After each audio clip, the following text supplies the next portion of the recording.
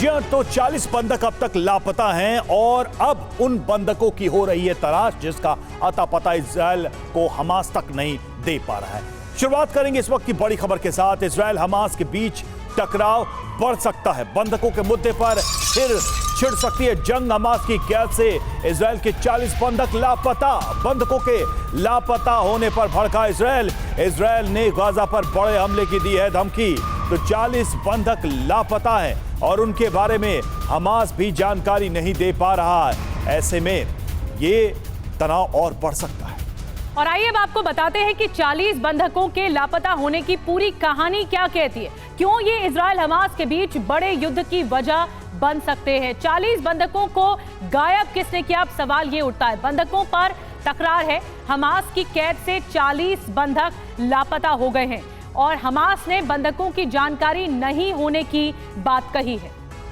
बिल्कुल, और कहां गए बंधक ये सवाल है। तो पीआईजे ने 30 बंधकों को अगवा करने की बात कबूली।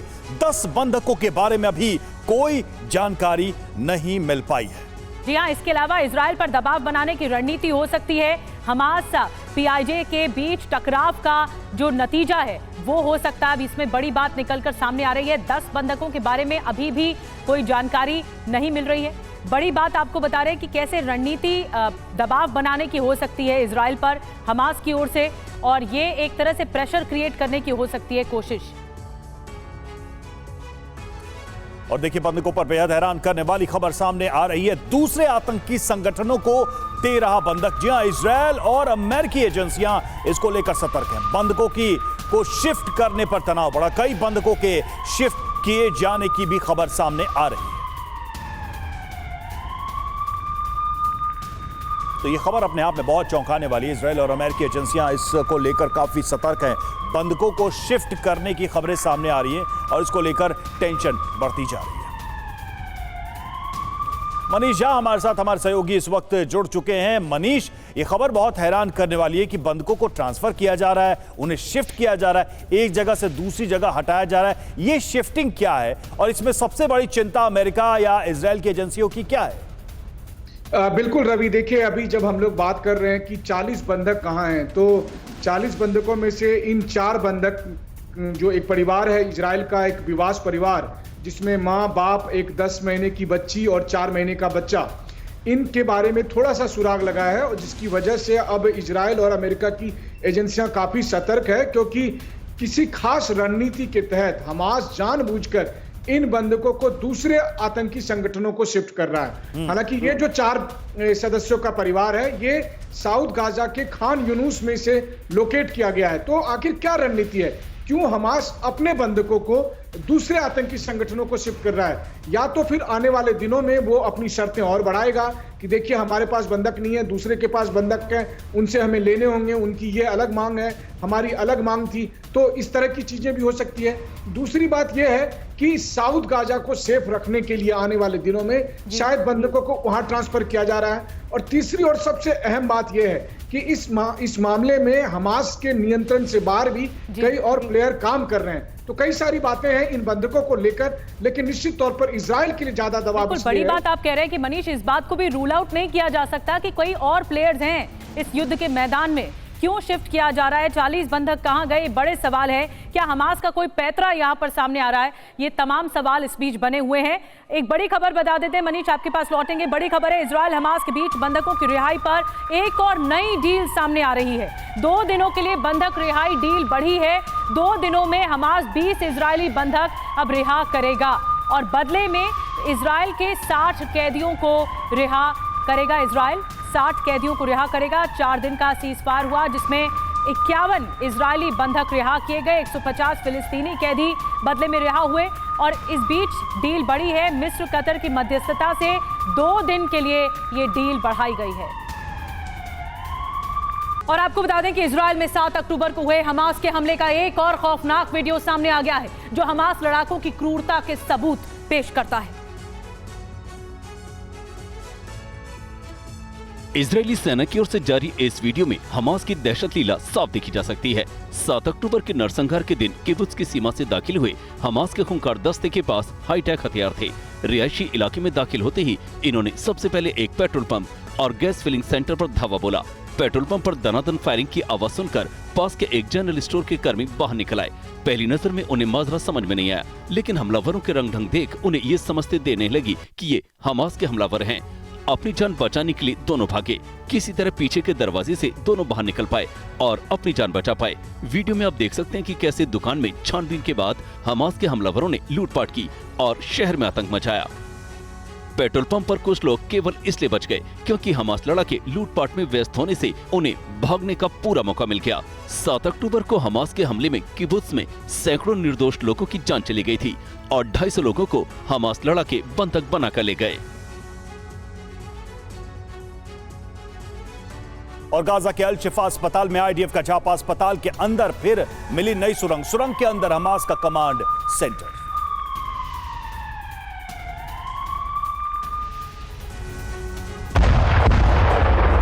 इजराइल हमास जंग का आज 53वां दिन है। वेस्ट बैंक में इजरायली सेना हमास के ठिकानों पर चुन चुन कर हमला कर रही है। उधर वॉर फ्रंट पर सैनिकों का हौसला अफजाई करने इजरायली रक्षा मंत्री आईडीएफ कैंप में पहुंचे। गिफ्टी इन्फेंट्री ब्रिगेड और बख्तरबंद कोर के सैनिकों से बात करते हुए गैलेंट ने कहा, गाजा पर हमारा हमला अब और भी घातक होगा। अब आईडीएफ दोगुनी ताकत से गाजा पर हमला करेगी। अगली लड़ाई गाजा के कोने कोने में होगी। गाजा में इजरायली सेना ग्राउंड ऑपरेशन में जुटी हुई है। आईडीएफ हमास के ठिकानों पर लगातार छापा मार रही है। आईडीएफ ने ग्राउंड ऑपरेशन का एक वीडियो जारी कर हमास के कई ठिकानों पर छापेमारी कर हथियारों के जखीरे के भंडाफोड़ किया है। वीडियो में साफ देखा जा सकता है आईडीएफ खोजी कुत्ते के साथ आगे बढ़ रही है और स्कूल, हॉस्पिटल और सरकारी दफ्तर के अंदर छापेमारी कर रही है। इसी दौरान अल शिफा हॉस्पिटल में छापेमारी के दौरान एक और सुरंग का पता चलता है। फिर आईडीएफ उस सुरंग के अंदर जाती है जहां हमास का कमांड सेंटर है। कमांड सेंटर में लैपटॉप, वॉकी टॉकी के साथ साथ हथियारों का जखीरा भी मिला। इजराइल लगातार दावा करता रहा है गाजा में हमास ने अस्पताल, स्कूल और धार्मिक जगहों के नीचे सुरंग बनाई हुई है। और एक और बड़ी खबर, इजराइल का ईरान पर बड़ा आरोप। आपातकालीन सेवाओं पर साइबर हमले का आरोप लगाया गया। इजराइल ने आपातकालीन सेवाओं की फोन लाइनें बंद कर दी। यह आरोप लगाया गया है। एर्दोआन रईसी के बीच फोन पर बातचीत हुई। ईरान ने अमेरिका को फिर धमकी दी है। ये इस वक्त की बड़ी खबर हम आपको बता रहे हैं। गाजा से दूर रहे अमेरिका, ये कहना है रईसी का। ईरान कूद गया है इस युद्ध में।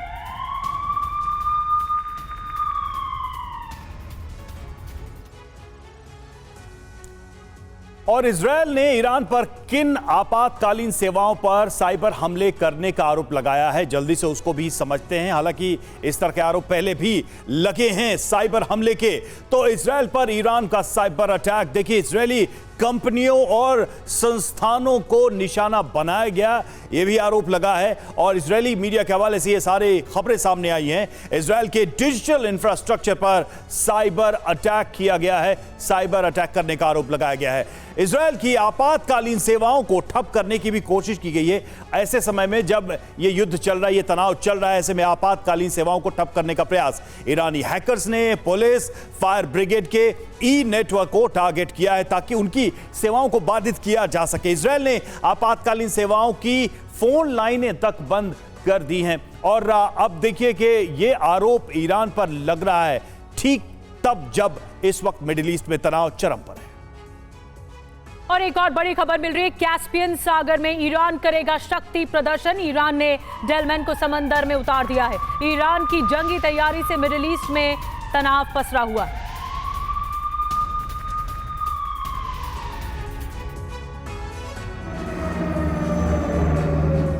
इजराइल हमास जंग के बीच ईरान आज अपनी ताकत दिखाने जा रहा है। कैस्पियन सागर में ईरानी नौसेना शक्ति प्रदर्शन करने वाली है। ईरान ने अपनी शक्तिशाली युद्धपोत डेलमन को समुद्र में उतार दिया है। डेलमन ईरान का सबसे घातक युद्धपोत है। डेलमन एक साथ जहाजों, ड्रोन, हेलीकॉप्टर, पनडुब्बी और विमान सहित 100 से अधिक लक्ष्यों का पता लगा सकता है। डेलमन का वजन 1400 टन। डेलमन की रफ्तार 56 प्रति घंटा। हाई स्पीड में टॉर्पीडो लॉन्च करने में सक्षम। ईरान के शहर डेलमन के नाम पर इसका नाम पड़ा। डेलमन दुश्मन पर अचूक वार करने में माहिर है। ईरान के इस कदम के बाद मिडिल ईस्ट में टेंशन बढ़ गई है। एक तरफ ईरान इजराइल अमेरिका को लगातार धमकी दे रहा है, दूसरी तरफ समुद्र में शक्ति प्रदर्शन कर ईरान में माहौल को और गर्म कर दिया है। अब सवाल उठ रहा है कि क्या ईरान का ये शक्ति प्रदर्शन तीसरे विश्व युद्ध की तैयारी है। एक तरफ ईरान इजराइल अमेरिका को लगातार धमकी दे रहा है, दूसरी तरफ समुद्र में शक्ति प्रदर्शन कर ईरान ने माहौल को और गर्म कर दिया है।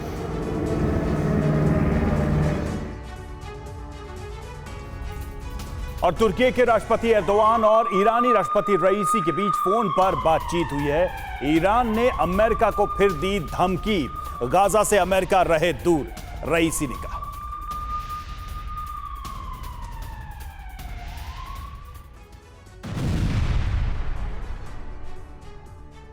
इजरायल हमास जंग के बीच मिडिल ईस्ट में टेंशन हाई है। तुर्की ईरान के साथ मिलकर नए मोर्चे की तैयारी कर रहा है। तुर्की के राष्ट्रपति ऑफिस के बयान के मुताबिक दोनों नेताओं ने फोन पर गाजा पट्टी के खिलाफ इजरायल के हमलों, फिलिस्तीनियों को मानवीय सहायता प्रदान करने की कोशिशों और क्षेत्र में स्थायी सीज फायर करने के लिए उठाए जा सकने वाले कदमों पर चर्चा की। चर्चा के बाद ईरान ने एक बार फिर अमेरिका को धमकी देते हुए कहा, गाजा में अमेरिका दखल न दे। ईरानी राष्ट्रपति ने कहा, गाजा के लोग ही गाजा के भविष्य का फैसला करेंगे। गाजा में हमास की सरकार को गाजा वासियों ने वोटिंग के जरिए चुना है। गाजा के फैसले वो खुद लेंगे। रईसी ने कहा, गाजा के अवाम के मामले में दखल देना या उनके लिए कोई निर्णय लेने का कोई अधिकार अमेरिका के पास नहीं है। अगर अमेरिका ऐसा करता है तो उसके लिए ये बुरा साबित होगा। ईरान और तुर्की लगातार गाजा मुद्दे पर अमेरिका के खिलाफ जहर उगल रहे हैं। जिस तरह मिडिल ईस्ट में आग लगी है, उसको देखते हुए ये कहा जा सकता है कि अभी युद्ध की चिंगारी और भड़कने वाली है।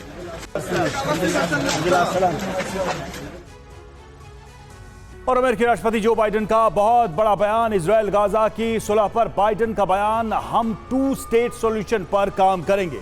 2 स्टेट सॉल्यूशन से दोनों देशों की आजादी बरकरार रहेगी।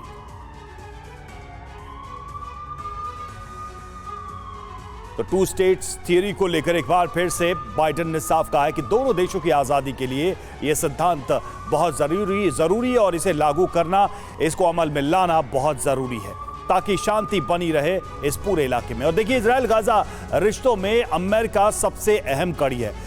अगर जो बाइडेन 2 स्टेट सॉल्यूशन की बात कर रहे हैं तो इसके गहरे मायने निकलते हैं। आपको बताते हैं 2 स्टेट सॉल्यूशन की थ्योरी है क्या, ये सिद्धांत पूरा है क्या, इसके तहत किस तरह के प्रोविजंस है, तो अमेरिका क्यों चाहता है 2 स्टेट सॉल्यूशन। तो इजराइल के साथ एक स्वतंत्र फिलिस्तीन राज्य की अवधारणा है इसके तहत, और इजराइल की सुरक्षा चुनौतियों के साथ यहूदी बाहुल्य आबादी बनाए रखने की अनुमति है इस सिद्धांत, इस थ्योरी के हिसाब से।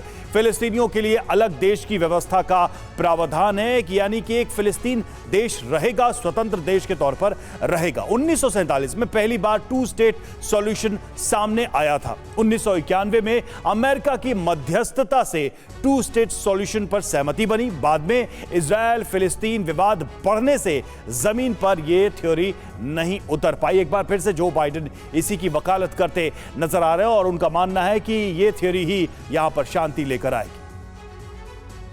जी हां, एक तरफ गाजा के जंगी मोर्चे पर कुछ समय का विराम लगा है, लेकिन इस बीच वेस्ट बैंक में हमले जारी हैं। जॉर्डन, कतर, ईरान, अमेरिका समेत कई देशों की कोशिशों से गाजा को बमबारी से कुछ वक्त की राहत मिली है, लेकिन अब तक यहां सब कुछ तबाह हो चुका है।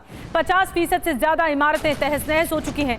गाजा के वॉर फ्रंट पर क्या हो रहा है, TV9 भारतवर्ष की इसकी एक अपडेट आप तक पहुंचा रहा है। तो वहीं यूक्रेन में 21 महीनों से बारूदी बरसात भी जारी है। गाजा के जंगी मोर्चे के बाद अब आगे यूक्रेनी वॉर फ्रंट की खबरों पर बात करेंगे।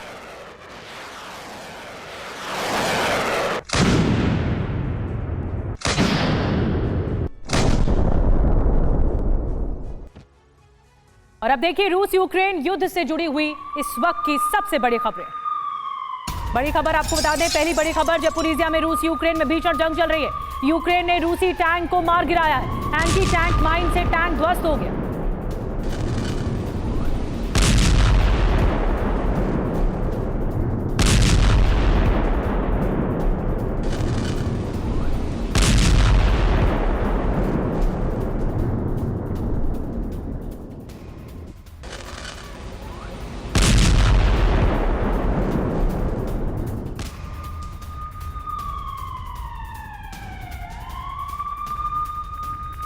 और यूक्रेन की डिफेंस ब्रिगेड को मिली सफलता, रूस की 120 mm की मोटार तबाह की। रूस के हथियार डिपो को भी तबाह किया। हथियार डिपो में हजारों लीटर फ्यूल रखा हुआ था।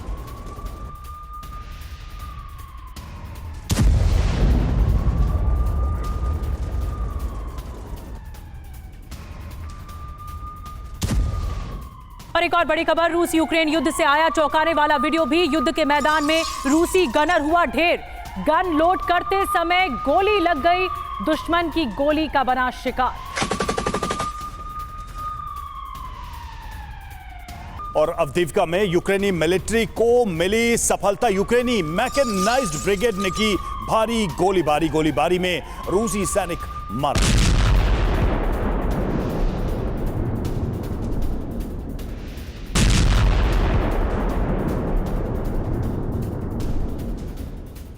खबर बिहार से है। बिहार के स्कूलों में छुट्टियों पर सियासत तेज हो गई है। बीजेपी ने लगाया हिंदुओं की छुट्टी कम करने का आरोप।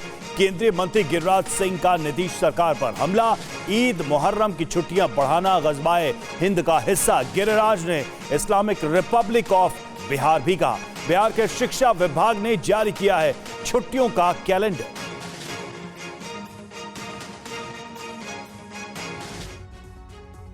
बिहार के स्कूल और शिक्षा विभाग लगातार स्कूलों में छुट्टियों को लेकर सुर्खियों में है। इस बार 2024 के लिए जारी छुट्टियों के कैलेंडर को लेकर विभाग चर्चा में है। शिक्षा विभाग ने 2024 का कैलेंडर जारी कर दिया है। नया कैलेंडर जारी होते ही बड़ा विवाद खड़ा हो गया है। दरअसल इस बार इसमें हिंदुओं के कई त्योहारों की छुट्टियों को खत्म कर दिया गया है। कैलेंडर के मुताबिक जन्माष्टमी, रक्षाबंधन, रामनवमी, शिवरात्रि, तीज, वसंत पंचमी और जीवित पुत्रिका की छुट्टियां खत्म कर दी गई हैं। वहीं ईद, बकरीद की 3-3, मुहर्रम की 2 दिन की छुट्टियां दी गई हैं। शिक्षकों के लिए गर्मी की छुट्टी भी रद्द कर दी गई है, लेकिन बच्चों की छुट्टी रहेगी। नई अवकाश तालिका के अनुसार 60 दिन की छुट्टी में शिक्षकों को 38 दिन स्कूल आना होगा, यानी शिक्षकों को मात्र 22 दिन की छुट्टी दी गई है। इस पूरे मामले पर बीजेपी ने नीतीश पर जोरदार निशाना साधा है। केंद्रीय मंत्री अश्विनी चौबे ने तंज करते हुए तुष्टीकरण का आरोप लगाया है। बता दें कि महीने पहले भी कुछ हिंदू त्योहारों की छुट्टियां रद्द की गई थी, लेकिन शिक्षकों के विरोध के बाद रद्द छुट्टियां वापस ले ली गई थी। और एक और बड़ी बात यह कि छुट्टियों को लेकर सुशील मोदी ने भी सवाल उठाए हैं। नीतीश कुमार तुष्टीकरण में लगे हुए हैं। सुशील मोदी का कहना है जन्माष्टमी, रक्षाबंधन, शिवरात्रि पर छुट्टियां रद्द की गई हैं। हिंदुओं को जातियों में बांटने की राजनीति की जा रही है। मानसिकता का परिचायक है और ये इस बात को दर्शाता है कि आपको लगता है कि आप हिंदू समाज को जातियों में बांटकर उनका वोट ले लेंगे और मुसलमानों को खुश करने के लिए उनकी छुट्टियों को बढ़ा देंगे। देखिए, बिहार के लोग चुप नहीं रहेंगे, लोग सड़कों पर आएंगे। और इतना ही नहीं, अब तो ये भी निर्णय कर दिया गया कि मुस्लिम इलाकों के अंदर शुक्रवार को छुट्टी रहेगी। अरे भाई, ये एक सेकुलर स्टेट है, चाहे हिंदू हो या मुसलमान हो। क्या ईसाइयों के स्कूल के अंदर और किसी अन्य दिन छुट्टी होगी? हिंदुओं के स्कूलों में अन्य दिन छुट्टी होगी? पूरे राज्य में एक दिन छुट्टी होनी चाहिए। और उपराष्ट्रपति जगदीप धनखड़ ने पीएम मोदी की तुलना राष्ट्रपति महात्मा गांधी से की है, जिस पर कांग्रेस ने सवाल खड़े किए। रिपोर्ट। मैं आपको एक बात कहना चाहूंगा, पिछली शताब्दी के महापुरुष महात्मा गांधी थे,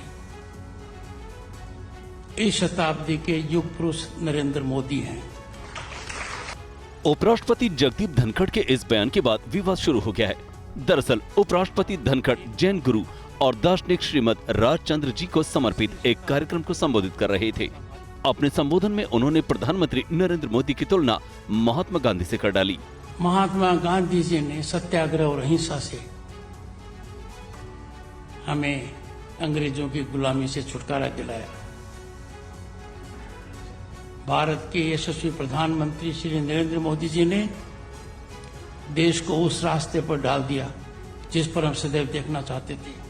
उपराष्ट्रपति धनखड़ के इस बयान की कांग्रेस नेता मकिंगम टैगोर ने आलोचना करते हुए इसे शर्मनाक बताया। उन्होंने कहा कि अगर सर आप महात्मा गांधी से तुलना करते हैं तो ये शर्मनाक है। और एक और बड़ी खबर, गुजरात में बेमौसम बारिश की वजह से अब तक 27 लोगों की जानें जा चुकी हैं। आकाशीय बिजली गिरने से 12 लोगों की मौत हो गई है। बनासकांठा और भरूच में 3-3 लोगों की जान गई है।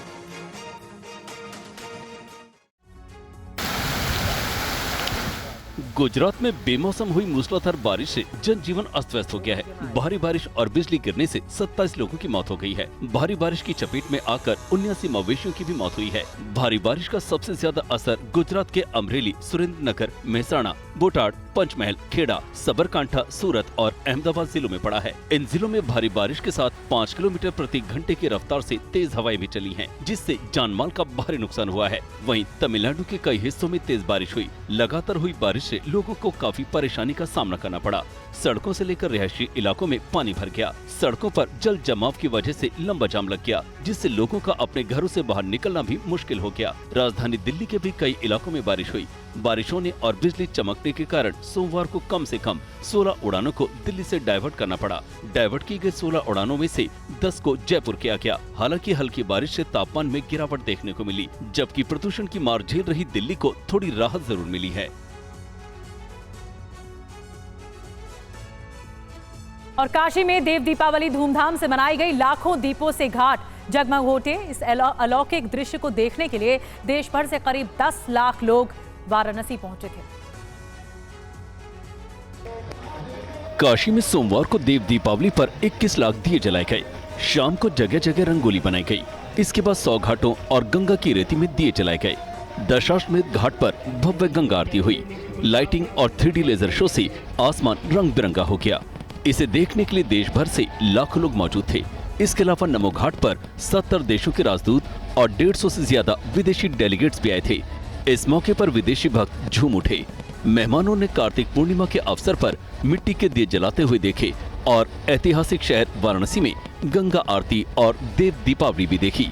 काशीवासियों ने घाटों, कुंडों, तालाबों और सरोवरों पर दिए जलाए। गंगा पार रेत पर भी दीपक रोशन हुए। सुरक्षा के भी कड़े इंतजाम किए गए। इस मौके पर पीएम मोदी ने कहा, बाबा विश्वनाथ की पावन धरा काशी में लाखों दिए अपना दिव्य प्रकाश बिखेर रहे हैं। बाबा की काशी में देव दीपावली मनाई जा रही है। और इस वक्त एक बड़ी खबर आ रही है ऑपरेशन जिंदगी से जुड़ी हुई। जी हां, सीएम पुष्कर सिंह धामी पहुंच गए हैं सिलक्यारा टनल के पास। सीएम धामी ने रेस्क्यू ऑपरेशन की जानकारी ली है। रेस्क्यू ऑपरेशन इस वक्त अंतिम चरण में पहुंच गया है। सीएम धामी का बयान भी आया है। 52 मीटर तक मैनुअल ड्रिलिंग की गई है। रेस्क्यू टीम से 5 से 6 मीटर दूर है मजदूर। लगभग 52 मीटर जा चुका है। ऐसी संभावना है कि 57 मीटर के आसपास जो है ब्रेक थ्रू हो जाएगा। तो ये पूरा पाइप जब चला जाएगा, अभी 1 मीटर तो मेरे सामने ही गया है, तो पहले 51 था और 2 मीटर और चला जाएगा तो ये लगभग 54 मीटर हो जाएगा। इसके बाद एक पाइप और लगेगा, तो संभवतः अभी तक जो अधिकारी काम कर रहे हैं वो क्या ये बता रहे हैं, जो लोग काम कर रहे हैं, कि आगे कोई बाधा नहीं होगी, इसकी संभावना है? अभी तक देखिए, जो बड़े जो शुरू में गडर्स इत्यादि स्टील्स मिल रहे थे वो मिलने कम हो गए हैं। अभी जो मिल रहा है सीमेंट का, ज़्यादा कंक्रीट मिल रहा है, उसको कटर से काट रहे हैं। तो मजदूरों के रेस्क्यू को लेकर सीएम धामी इस वक्त आश्वस्त नजर आ रहे हैं और हमारे साथ हमारे सहयोगी लगातार मौजूद हैं। सिलक्यारा टनल के पास से शिवांग माथुर हमारे साथ इस वक्त जुड़ रहे हैं लाइव।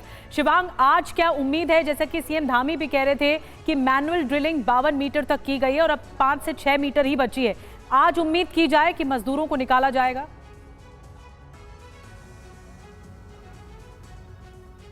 देखिए, मैं फिर से ये कहूँगा कि जिस तरह का तजुर्बा हमारा पिछले कुछ दिनों का यहाँ रहा है कि इस पूरे ऑपरेशन को किसी भी समय सीमा में बांधना ठीक नहीं होगा, लेकिन निश्चित तौर पे एक पॉजिटिव उम्मीद आज जगी है। आज सुबह जब सबसे पहले क्रिस कूपर ने ये इंटरव्यू दिया एएनआई को और एजेंसी को बताया कि 50 मीटर का काम हम पूरा कर चुके हैं, तब से एक खुशी की लहर निश्चित तौर पर टनल के आसपास मौजूद है। और पुष्कर सिंह धामी जो उत्तराखंड के मुख्यमंत्री हैं वो यहाँ पहुँचे हैं। प्रधानमंत्री कार्यालय के तमाम बड़े अफसर भी यहाँ आसपास मौजूद हैं और सभी की निगाहें इस पूरे मामले के ऊपर हैं कि जल्द से जल्द इस पूरी कवायद को अंजाम दिया जा सके। मात्र 5 से 7 मीटर का डिस्टेंस और बचा है। 57 से 60 मीटर का डिस्टेंस तय किया गया था तकनीकी एक्सपर्ट्स द्वारा और उनका यह कहना था कि 57 मीटर के बाद निश्चित तौर पे हमको सफलता हाथ लगेगी।